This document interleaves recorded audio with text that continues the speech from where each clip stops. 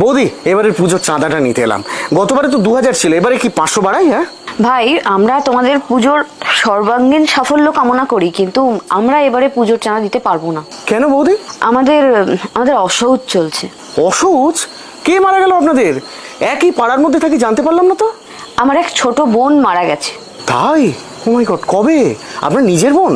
9th August রাতে আরজি করে। সে শুধুমাত্র এখন আমার বোন না, সে এখন সবার বোন, সবার দিদি, সবার মেয়ে। আপনি ইয়ার কি করছেন বৌদি? অ্যামাউন্ট কমাতে হলে বলুন না, কমিয়ে দিচ্ছি, অসুবিধা নেই। আমি সিরিয়াসলি বলছি, এটা সামাজিক শোক, এটা রাষ্ট্রীয় শোক, ভুলো না কিন্তু।